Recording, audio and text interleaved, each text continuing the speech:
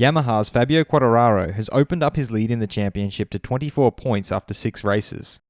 He has already won 3 races, and he put in a dominant performance last time out in Mugello, a track where the Ducatis were expected to be dominant.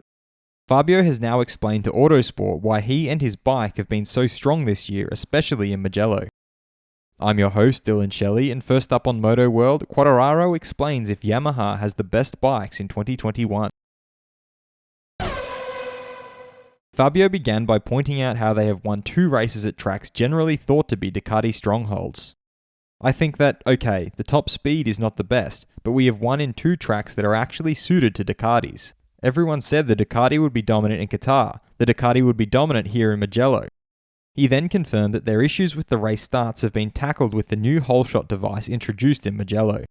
I think what we missed was the front start device, because our starts were terrible and we improved a lot in Mugello. Their lower speed remains a weak point. He then explained why their top speed deficit isn't a big deal. So I think that for one lap, first of all, the top speed is not so important, and I think for the race I've taken the confidence that even if we don't have the top speed, we can manage without the top speed. He signed off by reiterating that the 2021 Yamaha is a potent bike. But our bike is going extremely good. I have a really good feeling on the front, and at the end there's not many tracks where there's a long straight, so we will see in Barcelona. I was also really good there. Fast feed. Petronas Yamaha's Valentino Rossi has suggested that Quartararo made the difference in Mugello. Rossi added that Fabio's the favourite for the championship now because he's the faster guy on track.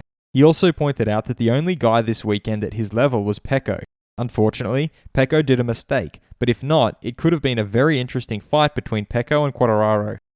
Tech 3 KTM's Danilo Petrucci has revealed that the main point they improved with the new frame is that they found a little bit of natural turning. He explained that when the bike turns a little bit more naturally, you don't need to lie on the edge of the tyre as long.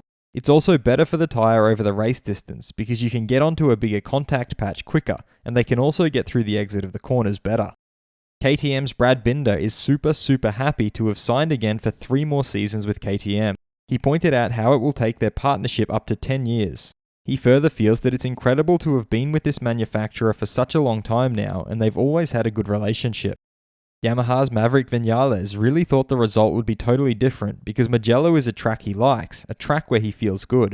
He divulged that somehow after FP1 he lost the feeling. The only thing he changed from FP1 to FP2 is the front tyre. He just went to the mediums and then that started the problems.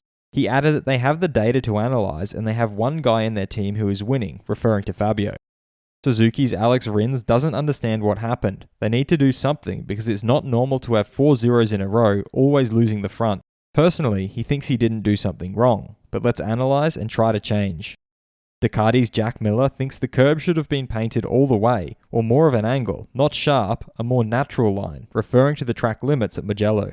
He added that the problem is when you put rules it creates grey areas, but they're trying to make it safer and they clearly need to work harder and do better. Defending world champion Joan Mir feels that the track limits is something that if they don't put a limit, it can be really dangerous. He explained that this is because you can go every time further out of the track, and after the green, there's grass. And if nobody says anything about the green, they will touch the grass and they will make the track wider. Should the rules about track limit violations be changed? Let me know what you think in the comments, and if you liked this video, feel free to subscribe and check out my others for all the latest in the world of MotoGP.